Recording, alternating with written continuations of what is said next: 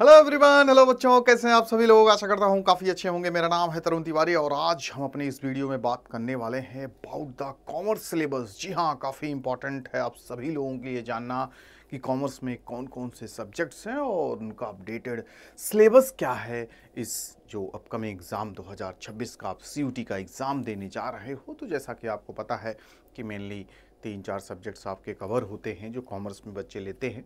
तो आपका अकाउंटेंसी हो गया, बिजनेस स्टडीज़ हो गया, इकोनॉमिक्स हो गया, ये सब इंपॉर्टेंट सब्जेक्ट्स हैं। तो क्या क्या पढ़ना है आपको, क्या क्या आपके जो टॉपिक्स हैं, कुछ देखिए डिलीट कर दिए गए, हटा दिए गए हैं। इकोनॉमिक्स में पूरा जो आप पढ़ा करते थे, देखिए आपका दूसरी बुक हुआ करती थी इंडियन इकोनॉमिक डेवलपमेंट, वो ख़त्म कर दी गई है, सिलेबस से आपके हटा दिया गया है। तो अपडेट होना काफ़ी ज़रूरी है, नहीं तो पता चले आप वो चीज़ें पढ़ लिए हैं जो आपके सिलेबस का पार्ट ही नहीं है। ठीक है, तो आज उसी की हम यहाँ पे चर्चा करेंगे, आपको अपडेट करेंगे और उन सारे इंपॉर्टेंट चैप्टर्स की भी बात करेंगे जो आपके लिए काफ़ी बड़े वेटेज के रूप में काम करेंगे एग्ज़ाम में। ठीक है, तो अच्छे तरीके से सिलेबस को जानना, पैटर्न को समझना। पैटर्न भी आपने देख लिया होगा प्रीवियस वीडियोस में कि क्या क्या आपके एग्ज़ाम में किस आधार पर प्रश्न आएंगे। MCQ के क्वेश्चंस रहते हैं। अब देखिए आपके 5 नंबर आपको प्रत्येक प्रश्न में मिलेंगे। 250 का आपका एक सब्जेक्ट का मार्क्स हो गया है। तो कैसे 250 में 250 कवर किए जाएं, बच्चे पाते हैं। देखिए आपके कॉमर्स का जो लास्ट प्रीवियस ईयर के आप देखे होंगे बच्चों के मार्क्स, तो 100 आउट ऑफ 100 बच्चे किए हैं। तो कोई ऐसा टॉपिक भी नहीं है कि जिनको नहीं कवर किया जा सकता, और सारे टॉपिक्स को आप अच्छे तरीके से सिलेबस को अपने मैनेज कर लेंगे तो आप एग्ज़ाम में बेहतर परफॉर्म कर पाएंगे। तो यहाँ पे देखिए अकाउंटेंसी की पहले हम शुरुआत करेंगे। अकाउंटेंसी में यूनिट 1 में आपको कवर करना होगा about the accounting for partnership. ठीक है, जो आपका पहला यूनिट है, जो काफ़ी इंपॉर्टेंट है, काफ़ी इसका वेटेज भी रहता है और हमेशा पूछा जाता है। तो इस चैप्टर को, पहले चैप्टर को तो आपको कवर ही करना है, जिसमें आपको nature of the partnership, firm क्या होता है, इसको पढ़ना होगा, मीनिंग एंड इंपॉर्टेंस क्या है। ठीक है, पार्टनरशिप डीड की। तो ये सब इंपॉर्टेंट आपके टॉपिक्स हैं जो इस चैप्टर में कवर किए जाएंगे। ठीक है, final accounts of the partnership. ठीक है, फिक्स वर्सेस फ्लैक्चुएटिंग कैपिटल्स क्या होती है, बेसिक टर्म्स आपको यहाँ पे ध्यान देने होंगे। ठीक है, तो ये इंपॉर्टेंट एक आपका चैप्टर हो जाता है। और उसके बाद आप देख ही रहे हैं इस चैप्टर का महत्व ही बता रहा है कि यूनिट 2 जो आपको पढ़ना है about the reestablishment of the partnership. ठीक है, पार्टनर्स आते हैं तो देखिए उसका अलग एक रेशियो बनेगा, पार्टनर जा रहे हैं। ठीक है, फिर उसका अलग रेशियो बनेगा। तो पूरी तरीके से कॉन्सेप्चुअल क्लैरिटी करते हुए जो आपको अच्छे तरीके से पढ़ाएंगे, आपके प्रियंका मैम कवर कर रही कॉमर्स के सिलेबस को, तो वो आपको अच्छे तरीके से एक एक पॉइंट बताएंगी। क्रैश कोर्स भी देखिए अब आपका आएगा, उसमें आप जुड़िए। पूरे बैचेज आपके देखिए कई सारे आ चुके हैं, तो उसमें आप इनरोल होकर सारी चीज़ों को अच्छे से पढ़ सकते हैं।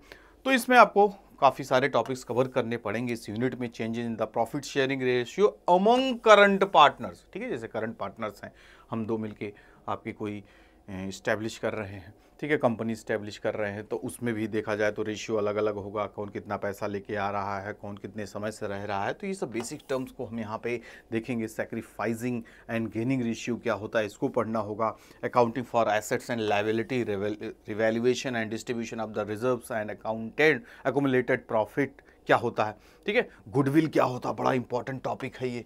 ठीक है, इसको अच्छे तरीके से आपने कवर कर लिया तो आगे के लिए जब भी आप देखोगे पूरा यहाँ तो आपका हो ही जाएगा बेहतर। हर जगह ग्रेजुएशन में भी आपको ये टॉपिक मिलने वाला है, तो इसको अभी से क्लियर कर लोगे। क्या इसका इंपॉर्टेंट टॉपिक्स में देखा जाए तो मतलब क्या होता है, कैसे इसको डिवाइड करते हैं, एवरेज प्रॉफिट क्या होता है, सुपर प्रॉफिट क्या होता है, मल्टीप्लायर क्या होता है, कैपिटलाइजेशन मेथड्स क्या होते हैं, सबको अच्छे तरीके से आपको कवर करना होगा। एडमिशन ऑफ अ पार्टनर, जब कोई पार्टनर आपका जुड़ता है आपके बिजनेस में, तो फिर जिस हिसाब से आएगा, जितना पैसा लेके आएगा, उसका क्या रेशियो बनेगा, तो ईच एंड एवरीथिंग काफ़ी इंपॉर्टेंट हो जाएगा यहाँ पे आपको पढ़ना। ठीक है, फिर उसके बाद retirement at death of the partner, partner छोड़ के भी जाता है, डेथ हो जाती है।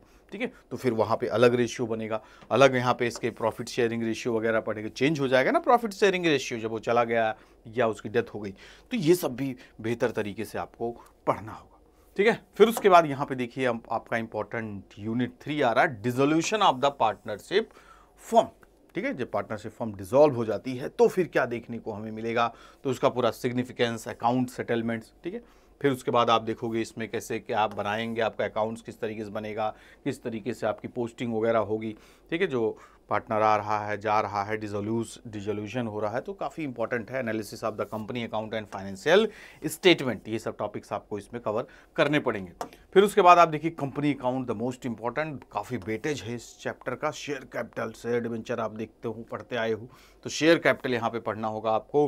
डेफिनेशन, नेचर, कितनी वेराइटीज़, कितने टाइप्स होते हैं शेयर वगैरह, ठीक है। Accounting for the share capital आप पढ़ोगे। Allotment of the equity and preference share वगैरह, पहले बेसिक टर्म्स जानो क्या है, क्या डिफरेंस है। फिर उसके बाद आप इसके क्या करोगे, क्वेश्चंस करोगे, ठीक है। तो ये सब काफ़ी इंपॉर्टेंट है, किस तरीके से अकाउंट्स बनाएंगे। रिडेम्पशन ऑफ द डिवेंचर वगैरह पढ़ना पड़ेगा आपको। शेयर एंड डिवेंचर काफ़ी इंपॉर्टेंट चैप्टर्स में से एक माना जाता है, काफ़ी वेटेज इसको अगर आपने कर लिया तो यहाँ तो आपके लिए काम का है ही, आगे भी आपके ग्रेजुएशन में भी, बीकॉम में भी काम आएगा ही आएगा। फिर उसके बाद financial statement analysis, the most important, ठीक है। इसका भी वेटेज है, पूरा एग्जाम में सारे क्वेश्चन यहाँ पे आएंगे।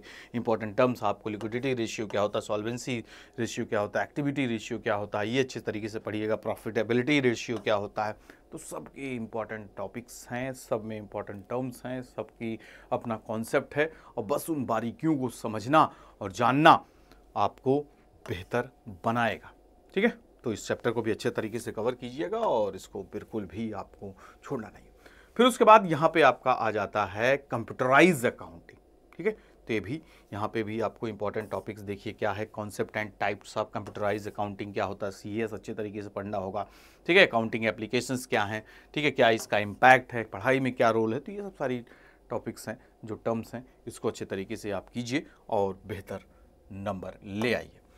फिर उसके बाद बिजनेस स्टडीज़, तो देखा जाए तो काफ़ी अच्छे तरीके से आप कर सकते हो, काफ़ी चीज़ों को पढ़ रहे हो, देख रहे हो, समझ रहे हो, ऑब्जर्व कर रहे हो, तो इसमें बहुत बड़ा देखा जाए तो रॉकेट साइंस टाइप कुछ नहीं लगाना। जैसे अकाउंटिंग में क्या है, अकाउंटिंग में आपको थोड़ा टेक्निकली पढ़ना पड़ेगा, समझना पड़ेगा, ठीक है, क्वेश्चंस लगाने पड़ेंगे। जितना ज़्यादा आप प्रैक्टिस करोगे उतना बेहतर करोगे। यहाँ पे उतना ज़्यादा कुछ करना नहीं, बस पढ़ते जाओ, कॉन्सेप्ट को क्लियर करते जाओ और आसानी से आप इसमें पूरे में पूरे नंबर पा सकते हो। और पहला चैप्टर भी जो काफ़ी इंपॉर्टेंट है, हमेशा यहाँ से क्वेश्चन आते ही आते हैं, तो इसको अच्छे से तरीके से पढ़ना ही होगा, ठीक है। बात शुरू हो जाती है मैनेजमेंट से, ठीक है। Characteristics and the importance of management क्या होता है, उसमें आप डेफिनेशन उसके पढ़िए, एम्स क्या है, इंपॉर्टेंस ऑफ मैनेजमेंट क्या है, रोल क्या है, ठीक है। मैनेजमेंट के लेवल्स कौन कौन से होते हैं ये आप सब देखिए। कोऑर्डिनेशन क्या है, तो जितने भी लेवल्स आप देखोगे मैनेजमेंट का, वो पूरी तरीके से आपको आगे पढ़ना होगा।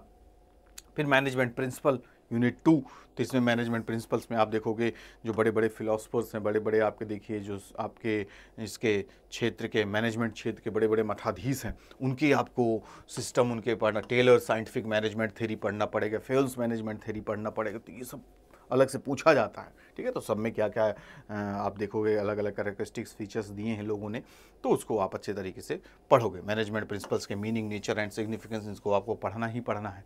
तो चीज़ों को समझ जाओगे तो हर चीज़ आप बेहतर कर सकते हो। बिजनेस इन्वॉल्वमेंट भी काफ़ी इंपॉर्टेंट टॉपिक है, काफ़ी अच्छा चैप्टर है और अच्छे तरीके से आप पढ़ सकते हो। बस क्या क्या देखोगे अंतर है बाकी चीज़ों से और क्या क्या मेन डेफिनेशन है, तो इसका भी meaning, significance of the business involvement, ठीक है, ये पढ़िए आप। Economic involvement in India, impact of the government policy changes on businesses, ठीक है, समय के साथ साथ चीज़ें बदल रही हैं तो उसका क्या इम्पैक्ट आपका पड़ रहा है बिजनेस का, ठीक है। इन्वॉल्वमेंट, सरकार हर तरीके से, प्लानिंग, अब देखो यहाँ पे आपका क्या आ जाएगा, प्लानिंग, ऑर्गेनाइजिंग, ठीक है, जो पूरा एक प्रोसेस होता है एक मैनेजमेंट का, एक कंपनी का, तो यहाँ पे हर एक चीज़ को आपको क्रॉनिकल ऑर्डर में पढ़ना होगा, ठीक है। प्लानिंग के बाद ऑर्गेनाइजिंग आएगा, क्या इसका इंपॉर्टेंट सिग्निफिकेंस है, इसको आप देखिएगा। फॉर्मल एंड इनफॉर्मल स्ट्रक्चर पढ़ना होगा। फिर उसके बाद स्टाफिंग क्या होता है, क्यों इसकी ज़रूरत होती है, क्यों इसको ज़्यादा इंपॉर्टेंस दिया जाता है इन द बिजनेस इन्वॉल्वमेंट में, element of the hiring procedure क्या होता है, मतलब सारे टॉपिक्स आपको इसी में देखने को मिलेगा इससे रिलेटेड, ठीक है। ये सब आपके सब टॉपिक्स हैं, ठीक है। सब टॉपिक्स को भी आपको इसीलिए देखिए सिलेबस का पूरा है, सारी चीज़ें दी गई हैं, तो आपको सब टॉपिक्स भी इसमें आपको कवर करना है, ठीक है। डायरेक्टिंग आपका देखिए आएगा, यहाँ पर भी इसका सिग्निफिकेंस आपको पढ़ना है। उसके साथ साथ फंडामेंटल पॉइंट्स जो आपको ध्यान रखने हैं, एलिमेंट ऑफ द गाइडेंस क्या होता है, तो मोटिवेशन क्या है, सुपरविजन क्या है, लीडरशिप क्या है, कम्युनिकेशन क्या है, सब इसके अंतर्गत आपको सारी चीज़ों को पढ़ना होगा। फिर उसके बाद कंट्रोलिंग आ जाता है पार्ट, जो काफ़ी इंपॉर्टेंट है, इसका भी मीनिंग, सिग्निफिकेंस आपको जानना ही होगा। Steps in the control process, ठीक है, तो ये सब पूरा मैनेजमेंट का पूरा पार्ट है जो आपके सिलेबस का भी पार्ट रखा गया है, ठीक है। यूनिट 9 जो काफ़ी वेटेज क्वेश्चन आए हुए हैं, हर साल पूछे जाते हैं। Business finance, what is business finance, definition, function, goals of the business management, ठीक है। फाइनेंशियल प्लानिंग क्या होती है, कैपिटल स्ट्रक्चर क्या होता है, ठीक है। फिक्स्ड एंड वर्किंग कैपिटल क्या होता है, इंपॉर्टेंट टर्म्स है, ठीक है, इसको ध्यान में रखिएगा। फिर मार्केटिंग एक इंपॉर्टेंट पार्ट ही है पूरे बिजनेस का। देखिए बिना मार्केटिंग के बिजनेस कहाँ ही चलता है, तो इसको भी हर तरीके से आपको पढ़ना होगा, हर एक टर्म्स को ध्यान में रखना होगा। मार्केटिंग मिक्स क्या होता है, difference between the marketing and sales, ठीक है, सामान बेचना तो आप क्या कहोगे, उसको मार्केटिंग कहोगे, तो दोनों में अंतर है, ठीक है। तो दोनों के इंपॉर्टेंट टर्म्स के साथ साथ बेसिक डिफरेंस भी आपको यहाँ पे पढ़ना है। प्रमोशन क्या होता है, प्राइसिंग क्या होती है, ठीक है, किसी चीज़ का प्राइस डिटरमाइन करोगे, ठीक है। फिर उसके बाद आपका यहाँ पे आ जाएगा कंज्यूमर प्रोडक्शन। जो कंज्यूमर होते हैं, उपभोक्ता होते हैं, उनकी सुरक्षा, उनका प्रोडक्शन किस तरीके से होगा, ठीक है। अगर आप उनके साथ फॉल्स प्रॉमिसेस कर रही हैं, देखो कि कंपनियां करती हैं, कैसे उनकी रक्षा किया जा सकता है, कंज्यूमर प्रोडक्शन क्या है, ऑब्लिगेशंस क्या हैं, ठीक है, क्यों ज़रूरत पड़ती है, मेथड्स क्या हैं कंज्यूमर प्रोडक्शन के, तो ये सारी चीज़ें आप यहाँ पे पढ़ोगे। जो कंज्यूमर प्रोडक्शन एक्ट है इसको आप यहाँ पे पढ़ोगे और ये सब चीज़ें आपके लिए बेहतर होंगी, ठीक है। एंड द यूनिट 12 में आपको क्या करना होगा, डेवलपमेंट ऑफ द एंटरप्रेन्योरशिप, ठीक है। यहाँ पे भी concept, what is the meaning, what is the function and requirements, ठीक है। तो ये सब आप कवर करोगे, meaning and concept of the entrepreneur, values, attitude and motivation, तो ये सब टॉपिक्स आप कवर करोगे और उसके साथ आप जाओगे द मोस्ट इंपॉर्टेंट इकोनॉमिक्स की तरफ, ठीक है। इकोनॉमिक्स में आपको मेनली माइक्रो मैक्रो दोनों यहाँ पे पढ़ना है। तो पहला जो इंट्रोडक्टरी माइक्रो इकोनॉमिक्स आपको यहाँ पे कवर करना पड़ेगा, तो सबसे पहले तो यही जानना पड़ेगा आपको माइक्रो इकोनॉमिक्स क्या है, ठीक है। एक लाइन में यहाँ काम चलने वाला नहीं, इसको थोड़ा डीप में और कॉन्सेप्ट के साथ आपको पढ़ना पड़ेगा। Central problem of the economy क्या होगा, जो पढ़ते आए आप, ठीक है, क्या लिमिटेड रिसोर्सेस है, लिमिटेड चॉइस है, तो ये सब पूरे हर एक इकोनॉमी की प्रॉब्लम है, ठीक है। तो इसको आप अच्छे तरीके से पढ़ोगे। प्रोडक्शन पॉसिबिलिटी कर्व्स, पीपीसी आप पढ़ते आए हो, ठीक है। अपॉर्चुनिटी कॉस्ट क्या होती है, हमेशा से ये सब पूछा जाता रहा है, टर्म्स आप ध्यान में रखिएगा।